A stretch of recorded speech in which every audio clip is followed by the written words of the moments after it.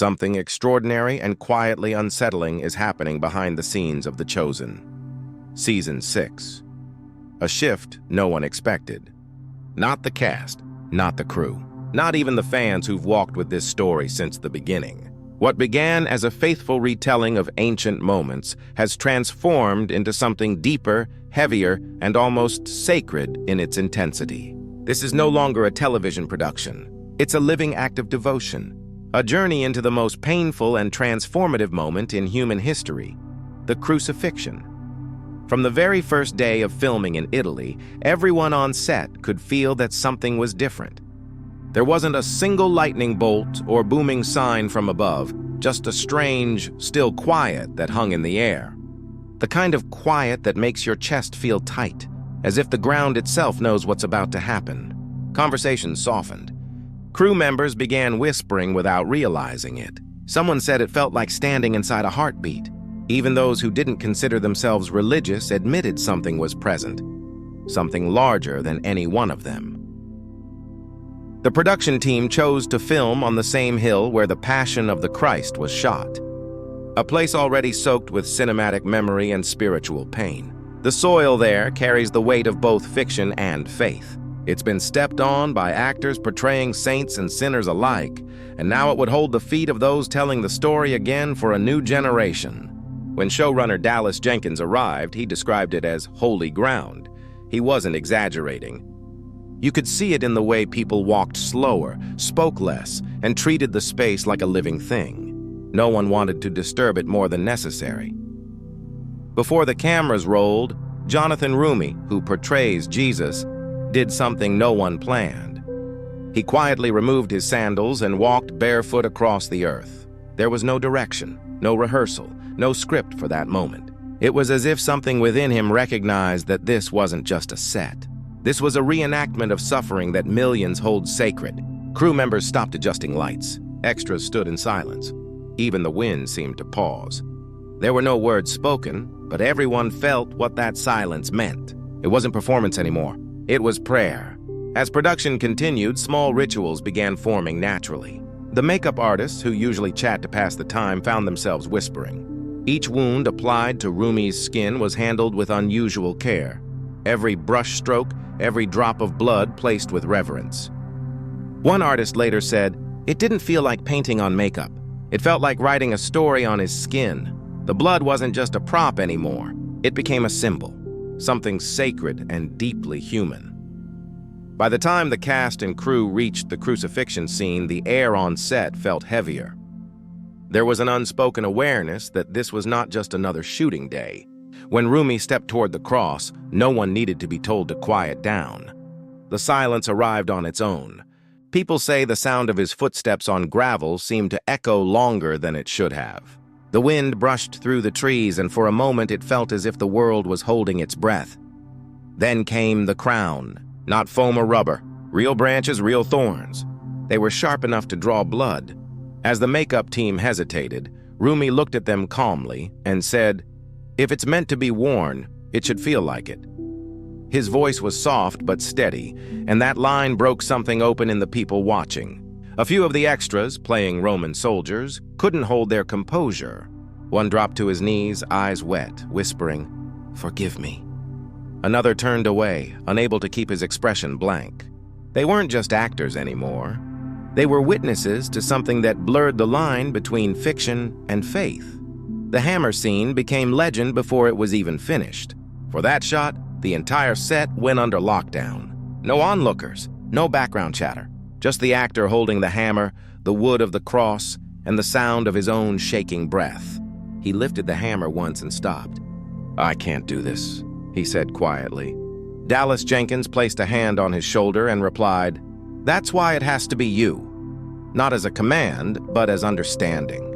The actor nodded, tears in his eyes. The hammer rose again. The hammer fell. The sound of metal meeting wood echoed across the hillside like thunder that didn't fade. No one called cut. The cameras kept rolling, but nobody moved. People began crying, not out of performance, but out of something raw that words couldn't touch. The extras who had been trained to stay stoic broke down openly. Crew members held on to each other. And Rumi stayed on the cross, trembling beneath the weight, long after the scene had ended. One camera operator later said, "It didn't look like acting anymore." Another added, "It was like watching someone become what he was playing." When the crew finally moved in to help, the air felt lighter, but no one dared speak above a whisper. Even the medics who checked Rumi's safety worked in near silence. The scene had ended, but the feeling had not. Something sacred had been stirred, and no one wanted to be the first to break it. And yet, the crucifixion is only half the story. The resurrection, the moment the world waits for, is still unfilmed. The team knows it's coming, but no one talks about it casually. Jenkins calls it the most sacred challenge of my career. He's not referring to budget or logistics. He's talking about reverence, the weight of portraying something that countless people believe changed history itself. "How do you show hope so real it feels alive?" he asked during a press briefing. "How do you capture light that doesn't come from the sun?" The cast and crew now move through production with that question in mind. They understand this season isn't just about recreating events. It's about touching the edge of something eternal. Every step, every line, every frame is treated like part of a living memory. Insiders say these final scenes may forever change how faith-based films are made. Not because they're grand, but because they're honest. Because they reach beyond storytelling into spiritual encounter. You can feel it in the way people talk about this production. Ordinary tasks have become sacred gestures. The clapperboard is lowered softly, as if not to disturb something unseen. Conversations between takes linger on questions of purpose and meaning. Even the catering team says meals feel quieter, as if gratitude has become part of the menu. This isn't a show about belief anymore. It's a space where belief is being lived. There are small details from the set that capture the transformation. One camera assistant described the way light kept shifting unpredictably, falling perfectly during key moments, even when clouds had been thick minutes before. Another mentioned that birds, which had been absent all morning, began circling overhead during the final take of the hammer scene. People noticed, but no one explained it. No one needed to. It wasn't about superstition. It was about awe. As for Rumi, those who know him say this season has changed him deeply. He carries a quiet heaviness between takes, not from fatigue, but from what he's stepping into emotionally. One crew member recalled finding him alone after filming, still barefoot, still silent. When asked if he was okay, he simply said, "It doesn't feel like pretending anymore." That's the kind of sentence that stays with you. This production is no longer chasing authenticity, it's living it. It's gone beyond trying to make things look real and instead made them feel real.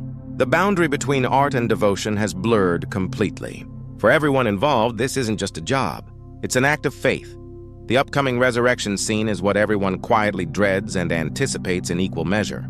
They've already carried the pain of the cross. Now they must find the courage to capture hope. It's easy to portray suffering, it's visible. But resurrection, that's light you can't fake. It has to come from somewhere within, and everyone knows it. There's a saying spreading around the crew. We aren't filming a story. We're walking through it. That's what makes Season 6 different. It's not a reenactment. It's a re-experiencing. A reminder that even ancient stories can still breathe if treated with enough reverence and truth. So what happens next? The cross has fallen silent. The hill has heard the hammer. The crown has drawn blood. But the silence that follows is not the end. It's the inhale before everything changes.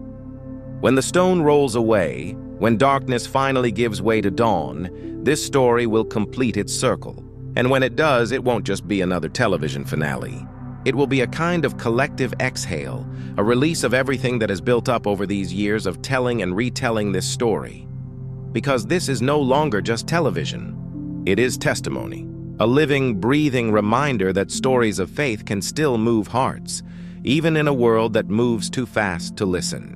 It's not about convincing or converting. It's about remembering. Remembering the cost, the silence, the weight, and ultimately, the light that follows. And as this season prepares to close one chapter and open another, one truth lingers, simple and unshakable. When the cross grows quiet, the resurrection begins.